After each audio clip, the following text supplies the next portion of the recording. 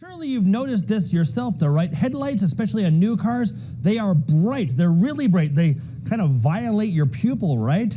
Just how bright are these new headlights? I hit the streets with Utah cops to try to figure that out. What I found, there are very strict rules that regulate how bright lights are allowed to be. But those rules are nearly impossible to enforce. The sun sets. Headlights click on. But motorists say the current trend in headlamps, LED and HID, is making the road less safe.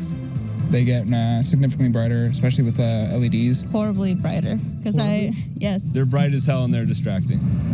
The complaints, not just anecdotal. A study from the U.S. Department of Transportation found 88% of drivers notice headlight glare, with 31% calling it disturbing. And 1 out of every 100 drivers say that glare has led to either a crash or a near miss. Have you noticed any changes in the time that you've been driving around? The lights seem to be a lot brighter. State Trooper Justin Bowen works graves keeping our highways safe.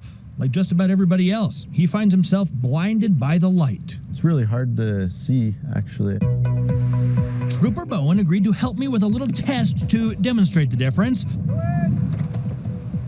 On the left, my old car with old-style lights. On the right, his new car with LEDs. Which one looks brighter to you, just standing here? Definitely this one. That one looks brighter to you? Yes. Actually, not really. Using a light meter that I borrowed from our studio crew, we found that the two cars were pretty close in the amount of light that was actually coming out. So it's about 40. Right. So then why do the LEDs seem so much brighter?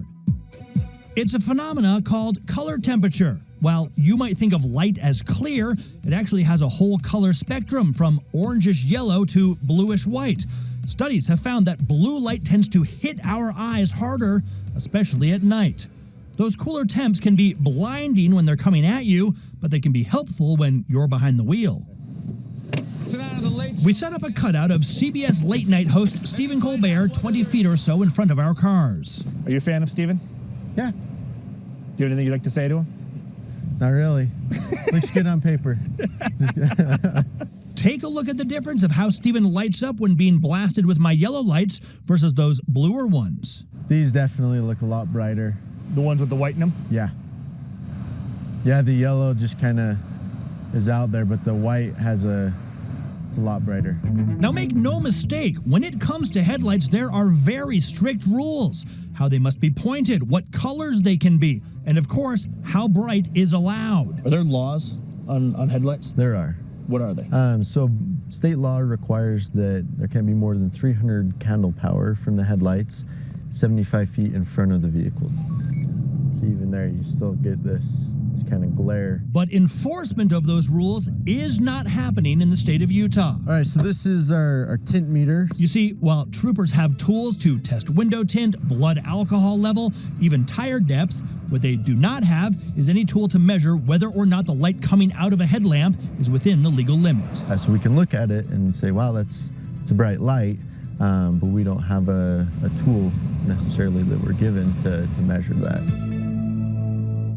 The UHP tells me that is not a budget issue, it's actually a quality issue. You see, in order for troopers to be able to write citations for lights that are too bright, they would need a lumen meter that had guaranteed accuracy. The UHP tells me they've been experimenting with some of the top-of-the-line light meters and found them to be inconsistent. So when technology improves, they say they'd love to get troopers these light meters, and maybe they can start enforcing this law. I was so excited when you were doing this story because I've been driving this little teeny Beetle, and when I drive home at night, late, 11 o'clock or so, big giant trucks are behind me.